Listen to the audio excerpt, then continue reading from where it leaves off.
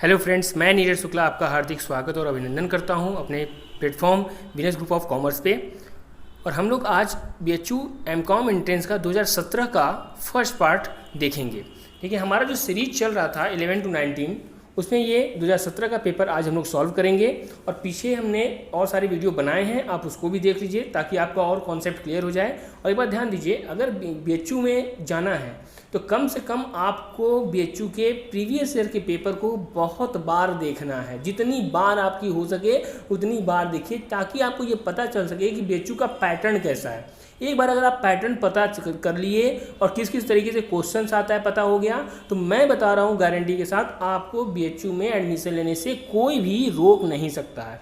ठीक है, तो आइए हम लोग देखते हैं कि कैसे क्या होता है, क्या क्या क्वेश्चन है, क्या है 2017 के पेपर में। एकदम ध्यान से देखिएगा, ये आपका first page of the paper होता है। ठीक है, इसमें आपके सारे रूल्स रेगुलेशंस होते हैं, सारे इंस्ट्रक्शंस होते हैं जिसको आपको बखूबी एकदम कायदे से अच्छे तरीके से पढ़ना पड़ता है। अब तो क्या हुआ है, अभी तक हम लोग जितना भी क्वेश्चन देखिए 2016 तक, तो उसमें क्या था कि आपको 150 क्वेश्चन देखने को मिल रहे थे। मगर अब क्या हुआ है, 2017 से आपको 120 क्वेश्चन हो गया है। ठीक है, तो अब आपको 120 क्वेश्चन आपको देखने को मिलेगा और प्रत्येक जो है आपको सारे मार्क्स वगैरह आपको पता है कि, और अच्छी बात है, अगर सही होता है तो 3 मार्क्स मिलते हैं। अगर आपका एक क्वेश्चन गलत होता है तो आपको 1 मार्क्स क्या हो जाता है, जो सही है उसमें से एक ठो कट जाता है। ठीक है, तो माइनस मार्किंग है जिसके कारण की थोड़ी प्रॉब्लम है इसमें। तो क्योंकि BHU में इसी कारण से थोड़ा सा लोगों का जो रिजल्ट है वो रुक जाता है, क्योंकि यहाँ पे माइनस मार्किंग है। और माइनस मार्किंग BHU में जो है वो क्यों ज़्यादा लोग माइनस में चले जाते हैं, क्योंकि इसमें क्या होता है कि 2 ऑप्शन में आप कंफ्यूज हो जाते हो कि कौन सा सही होगा, और दोनों एकदम स्लाइटली एकदम पूरा उसमें रहते हैं कि थोड़ा सा ही डिफरेंस होता है और आपका क्वेश्चन सही और आपका क्वेश्चन गलत हो जाता है। इसलिए एकदम बखूबी और अच्छे तरीके से पढ़ाई कीजिए। देखिएगा, बता दें बहुत ही ईजी होता है। आज का पेपर जो मैं बताने जा रहा हूँ वो पेपर तो और ही ज़्यादा ईजी है। ठीक है, आइए देखते हैं।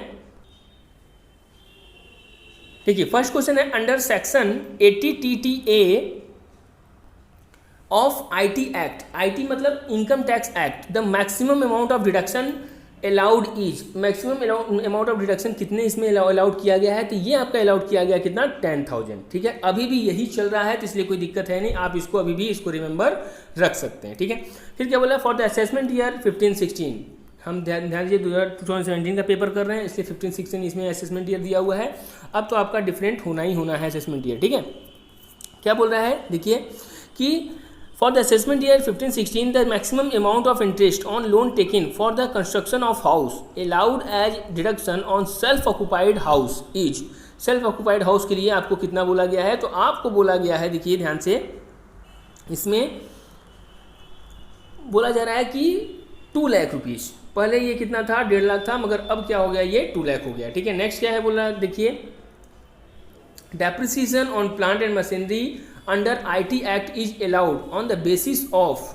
IT एक्ट किसको, डेप्रिसिएशन को मान्यता देता है, तो ये आपको मान्यता देता है आपको कौन सा, रिटेन डाउन वैल्यू मेथड। इसी को हर गवर्नमेंट सेक्टर इसको ज़्यादा ही एप्लीकेबल मानते हैं क्योंकि ये सही पोजीशन दिखाता है एसेट्स का। ठीक है, फोर्थ क्या देखिए, in the case of the government employees the entertainment allowance is allowed as deduction to the extent of. कितने तक दिखाता है, तो देख लीजिएगा, इसका जो है आपका ऑप्शन नंबर 2, 5,000 और 1/5 of the salary which ever is less. जो भी लेस होता है उसी को क्या करते हैं, इसमें हम लोग लेते हैं। ठीक है, एज अ डिडक्शन के लिए। फिर क्या बोल रहा है, देखिए, who is not an SSC। कौन SSC नहीं हो सकता, SSC means what, who is paid to the tax. ठीक है, तो हमने इनकम टैक्स से रिलेटेड भी वीडियो बनाए हुए हैं, आप प्लेलिस्ट में जाके टैक्स के प्लेलिस्ट में आप देख सकते हैं, बहुत आपको कन्फ्यूजन दूर हो जाएगा। ठीक है, और अकाउंट से रिलेटेड भी है, तो आप आराम से हमारे चैनल पे अकाउंट का कुछ हम लोग सीरीज भी चलाए थे तो उसको भी आप देख लीजिए, तो क्या होगा, आपका कॉन्सेप्ट एकदम क्लियर हो जाएगा। ठीक है, तो इसमें देखिए 5वें वाले क्वेश्चन में क्या बोल रहा है, अ पर्सन हुज इनकम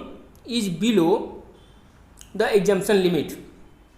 वो आपका SSC क्या होता है, नहीं हो सकता है। ठीक है, एग्जम्पशन लिमिट अगर जिसका है तो वो आपका SSC होगा ही नहीं, वो आपका टैक्स पेड करेगा ही नहीं। ठीक है, फिर क्या बोला है, देखिए, which one of the following has no tax incentives under IT act.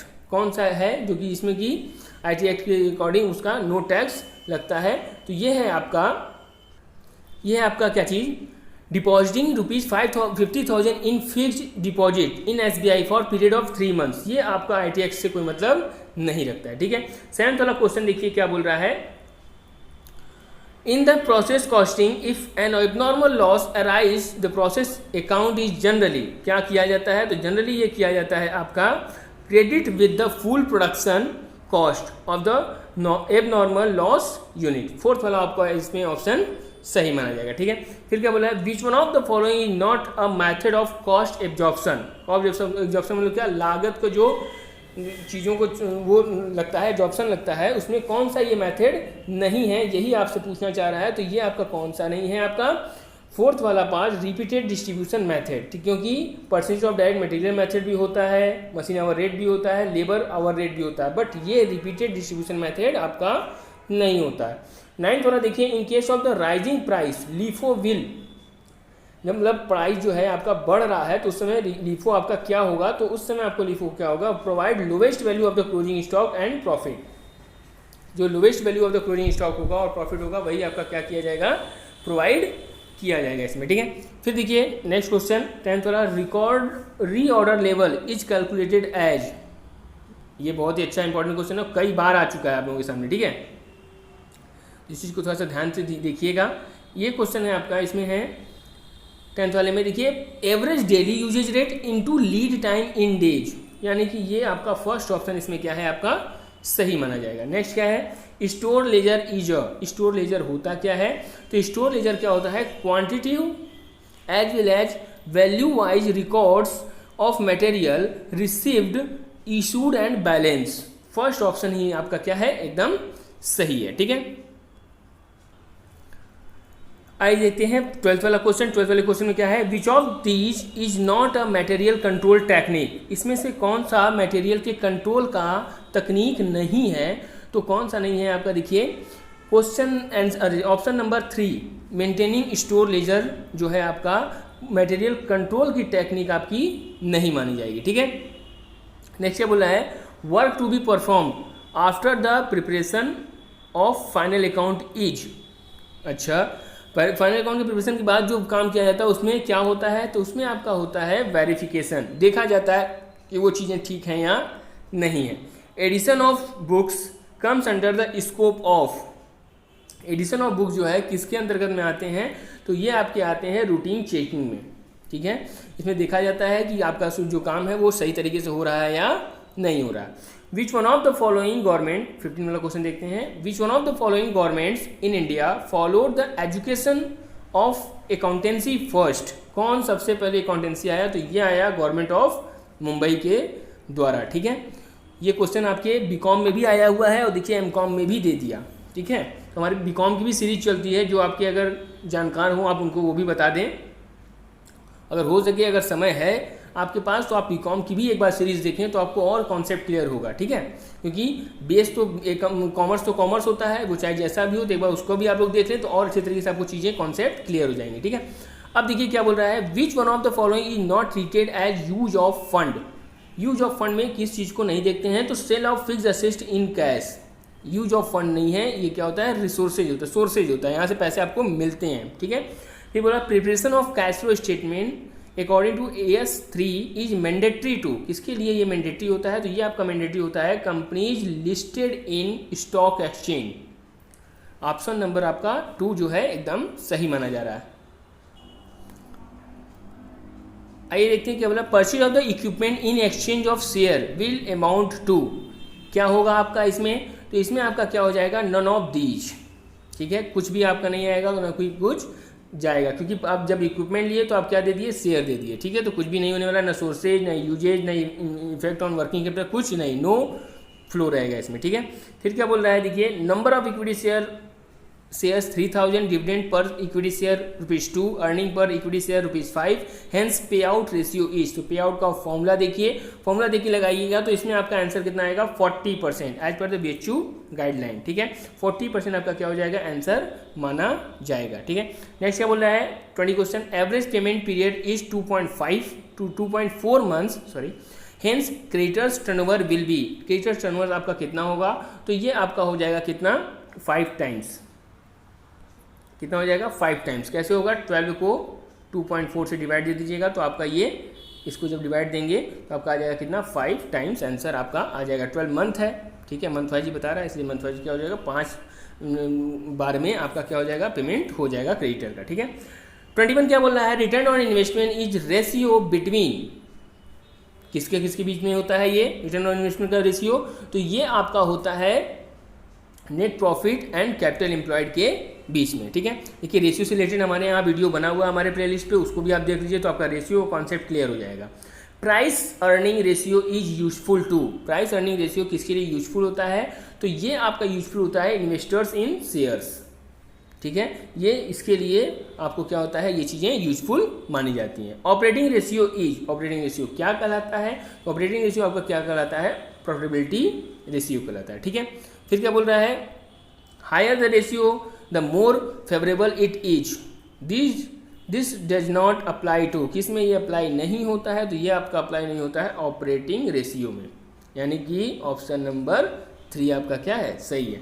Short working is equal to, short working क्या होता है, तो ये आपका होता है क्या जी minimum rate minus royalty equal to क्या होता है शॉर्ट वर्किंग, और जब रॉयल्टी माइनस मिनिमम रेंट होता है तो ये होता है आपका सरप्लस, क्या होता है सरप्लस होता है, ध्यान दीजिएगा अगर आप रॉयल्टी पढ़े होंगे तो आपको ये चीज़ें आती होंगी। 26 क्या बोला है, royalty is the consideration payable for the use of special right, बहुत बढ़िया, तो ये होता क्या है, तो ये आपका होता है क्या इन अ टेंजिबल और एन इनटेंजिबल असेस्ट बोथ के लिए ये बातें होती हैं, ये कंसिडरेशन दिया जाता है। अब देखिए नेक्स्ट क्वेश्चन क्या बोला है, royalty is in the nature of, ये किस प्रकार किस नेचर का है, तो ये आपका किस नेचर का है, रेंटल कैपिटल के नेचर का है, ठीक है। आप इसमें क्या करते हैं रेंट देते हैं एज अ, ठीक है, मगर ये रेंट के तरीके से नहीं होता है, इसका नाम रॉयल्टी के नाम से होता है, इसलिए इसको रेंटल कैपिटल के रूप में माना जाता है। फिर बोला है by what rate the balance of head office account is converted in foreign branch, किस रेट में ये बदलाता है, तो ये आपका बदलाता है 28 वाला क्वेश्चन का आपका ऑप्शन होगा none of these as per the BHU, ठीक है। मगर by what rate the balance of head office account is foreign branch, देखिए नन ऑफ दीज बोल रहा है मगर ये गलत है, इसमें होना चाहिए था क्या ऑल ऑफ दीज, क्योंकि ओपनिंग रेट पे भी होता है, क्लोजिंग रेट पे भी होता है और एवरेज रेट पे भी होता है। अगर आप ब्रांच अकाउंट पढ़े होंगे तो इसमें दिया होगा, तो इसमें क्या होना चाहिए था, नन ऑफ दीज की जगह पे ऑल ऑफ दीज होना चाहिए था, ठीक है, तब आपका ये क्वेश्चन सही होता था, ठीक है। तो आप लोग इसको ऑल ऑफ दीज मानिए, और तो एक बार आप बुक देख लीजिए तो और अच्छे से समझ में आ जाएगा, क्योंकि फॉरेन ब्रांच में ओपनिंग रेट पे, क्लोजिंग रेट पे और एवरेज रेट तीनों पे ही आपको क्या होता है हेड ऑफिस की सारी चीज़ें कन्वर्ट की जाती हैं। फिर क्या बोल रहा है, देखिए इन फॉरेन ब्रांच, देखिए हम पूरी कोशिश कर रहे हैं कि आपको एकदम सही आंसर मिलेगा, मगर तब भी अगर आपको किसी क्वेश्चन में डाउट होता है तो आप हमारे कमेंट सेक्शन में जरूर बताएं, हम उसको सही कर लेंगे और पिन कर देंगे उस क्वेश्चन को, ठीक है, ताकि आपको वो चीज़ें सही और अच्छी इन्फॉर्मेशन मिले, कोई दिक्कत आपको न हो सके। इन फॉरेन ब्रांच आते हैं 29 वाले क्वेश्चन पे, in foreign branch fix asset shall be converted at, देखिए फिक्स असेट जो है कैसे कन्वर्ट होता है, तो ये आपका कन्वर्ट होता है कैसे, opening rate of the exchange से, यानी कि ऑप्शन नंबर फर्स्ट आपका क्या है सही है। In case of the independent branch the head office account maintain by the branch is of the nature of, किस नेचर का होता है, तो ये आपका नेचर होता है कौन सा, पर्सनल नेचर का, ठीक है।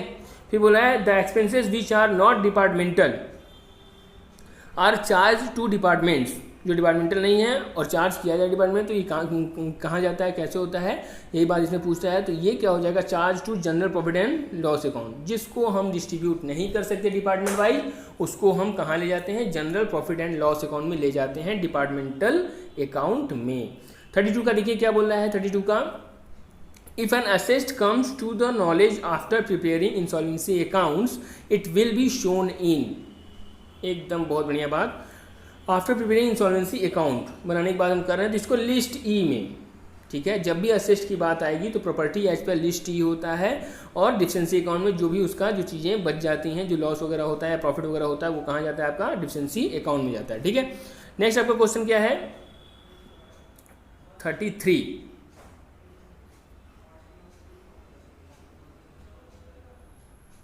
33, देखिए क्या बोल रहा है, in case of insolvency of the partnership firm the private assets of the partners available, किसके लिए ये अवेलेबल होता है, तो ये आपका अवेलेबल होता है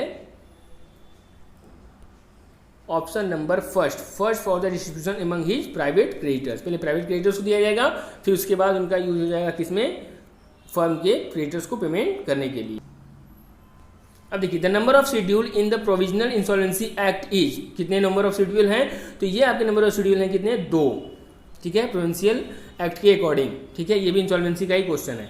which is not a function of central bank, कौन से सेंट्रल बैंक का फंक्शन नहीं है, तो ये रिसीवर ऑफ पब्लिक डिपॉजिट नहीं है, ठीक है। फोर्थ वाला आपका ऑप्शन क्या है इसमें सही है, ठीक है। और सारी चीज़ें तो सेंट्रल बैंक का फंक्शन होता है। जैसे सेंट्रल बैंक है कौन, जरा ये बताइए तो हमारे कमेंट सेक्शन में आप लोग, क्योंकि हम लोग लास्ट पेपर में डिस्कस कर चुके हैं इसको, ठीक है। 36 क्या होता है, which section of the negotiable instrument act 1881 defines a cheque, cheque के लिए कौन से सेक्शन में बताया गया 1881 में नेगोशिएबल इंस्ट्रूमेंट के, तो वो आपका है कौन सा, option number 2 6, section 6 is defined for the cheque, okay. फिर क्या बोल रहा है देखिए next question, capital redemption reserve is use for, किस चीज़ के लिए, तो issuing of fully paid bonus share, capital redemption reserve किसके लिए होता है, issuing of the fully paid bonus share के लिए यूज होता है। फिर क्या बोला, public limited company can not issue, कौन सा शेयर इशू नहीं कर सकती है, तो ये आपका नहीं कर सकती है डिफर्ड शेयर, ठीक है। फिर क्या बोला है next question, expenses on ESOP is recorded in, ESOP employee stock option plan के अंतर्गत ये आता है, तो कौन चीज़ों को रिकॉर्ड नहीं होता है, तो ये आपका एम्प्लॉय बेनिफिट एक्सपेंसेस इसमें नहीं रिकॉर्ड किए जाते हैं। Profit prior to incorporation is used for, किसके लिए profit prior to incorporation use किया जाता है, तो ये आपका किया जाता है रिडक्शन ऑफ कैपिटल लॉस के लिए। Option number first is the right answer. Security premium account is dash at the time of issue of bonus share, ध्यान दीजिएगा सिक्योरिटी प्रीमियम क्या होता है, क्रेडिट होता है, अगर हम बोनस शेयर के लिए इशू कर रहे हैं तो उसको क्या करेंगे, अपोजिट करेंगे, यानी कि डेबिट करेंगे। फिर क्या बोल रहा है, which one of the following is not recorded in companies registrar, कौन सा नहीं होता है, तो ये आपका बियरर डिवेंचर आपका कंपनी रजिस्ट्रार में रिकॉर्डेड नहीं होता है। क्लियर हो गया। चलिए अब आते हैं हम लोग 43 वाले क्वेश्चन पे। X limited proposed to shareholders to issue right share in the ratio of 4:1 of ₹10 at the rate ₹12. On the date of proposal, market value of share is ₹17. Find the value of right share. कितने हो जाएंगे आपके right share इसमें, तो right share आपके हो जाएंगे कितने, ₹5, ठीक है, यानी कि option number 4 is the correct answer. 44 देखिए क्या बोल रहा है, in which section companies act alteration of share capital is related, किससे रिलेटेड होता है, तो ये आपका होता है सेक्शन 494 से रिलेटेड होता है। मगर ध्यान दीजिए ये हो सकता है 56 के अकॉर्डिंग हो, तो आप 2013 भी देखिए, क्योंकि बीएचयू में अभी भी 1956 देखा जा रहा है, इसलिए शायद ये लोग दे सकते हैं 1956 के अकॉर्डिंग, क्योंकि बहुत सारे क्वेश्चन हम लोग देखे भी 1956 के अकॉर्डिंग ही मिले हम लोगों को, मगर आप 2013 को भी देख करके जाएँ। देखिए बीएचयू है, कुछ भी कर सकता है, तो इसलिए हम लोगों को क्या करना पड़ेगा, पहले से ही प्रिपेयर रहना पड़ेगा। 45 देखिए क्या बोल रहा है, profit on insurance policy for redemption of debenture is credited to, इसमें क्रेडिट किया जाता है, तो ये होता है आपका डिबेंचर रिडम्पशन अकाउंट में क्रेडिट किया जाता है, ठीक है। फिर क्या बोल रहा है, which section of the companies act 1956 deals with the minimum subscription, देखिए हम अभी बोले ना 1956 के अकॉर्डिंग ये बात कर रहा है, तो सेक्शन 69 सबसेक्शन 1 जो है मिनिमम सब्सक्रिप्शन के लिए क्या होता है, डिफाइन होता है। फिर बोला है which type of preference share do not have right of additional profit, तो प्रॉफिटलेस प्रेफरेंस शेयर, यानी option number 4 is the correct answer, ठीक है। फिर क्या बोल रहा है, part of share that can be called at the time of liquidation is, और ऐसा कौन सा शेयर है जो कि कंपनी के संपूर्ण जीवन काल में नहीं मांग करके जब वो समापन के स्थिति में होता है तब मांगा जाता है, तो उसको कहते हैं आपको रिजर्व्ड कैपिटल, ठीक है, क्या कहते हैं, रिजर्व्ड कैपिटल। फिर क्या बोल रहा है देखिए, if at a time of admission some balance appears in profit and loss account it will be transfer to, किसके अंतर्गत होता है, तो ये आपके होता है किसके अंतर्गत, ओल्ड पार्टनर्स कैपिटल अकाउंट के अकॉर्डिंग, ठीक है। प्रॉफिट एंड लॉस अकाउंट को क्या करते हैं, बांट देते हैं पुराने वाले में, क्योंकि नया अब आ रहा है, तो उसका तो हक है नहीं इस पर, इसलिए क्या करते हैं, इसी में हम लोग बांट देते हैं, ठीक है। अच्छा ध्यान दीजिए, हम आपसे 144 वाला क्वेश्चन किए थे, देखिए ये वाला 44 वाले में देखिए, अगर 2013 के अकॉर्डिंग होता तो ये क्या होता है आपका 61 होता है, सेक्शन कौन सा होता है आपका 61, ठीक है, सेक्शन 61 होता है आपका 2013 के अकॉर्डिंग। किस चीज़ के लिए? Alteration of the share capital के लिए। बात समझ में आ गई? तो अब इसके अकॉर्डिंग 44 के अकॉर्डिंग आपको क्या बताया, एज पर द BHU जो है वो आपका सेक्शन 94 बता दिया है, मगर 2013 के अकॉर्डिंग अगर हम लेंगे तो क्या हो जाएगा आपका 61 सेक्शन होगा। ठीक है, तो आप दोनों को रिमेंबर करिए, जो आपको ऑप्शन न लगे, जैसे 61 इसमें दिया नहीं है तो आप 94 के संग चले जाइएगा, अगर 61 दिया रहेगा तो आप 61 के संग चले जाइएगा। ठीक है, एज पर द जो भी आप लोगों का चीज़ें हों उस तरीके से। आते हैं हम लोग इस वाले क्वेश्चन पे। AB are partner sharing profit in the ratio 3:2. C was admitted with 1/4 share in profit which he acquires equally from A and B. The new ratio will be, new ratio आपको क्या बनेगा, तो new ratio आपका बनेगा क्या चीज, 19:11:10 बनेगा। ठीक है, नेक्स्ट क्या बोल रहा है, देखिए क्वेश्चन।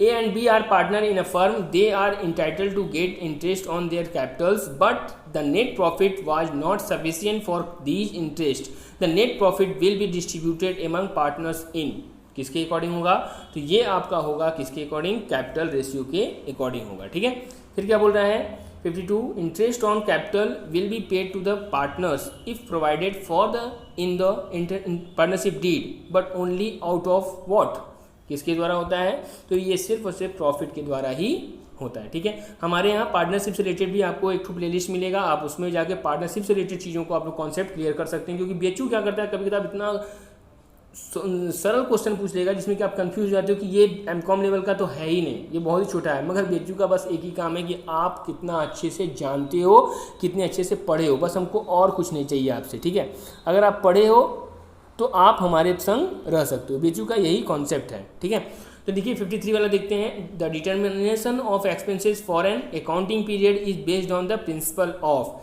किससे बेस्ड होता है, तो ये होता है आपका मैचिंग कॉन्सेप्ट पे।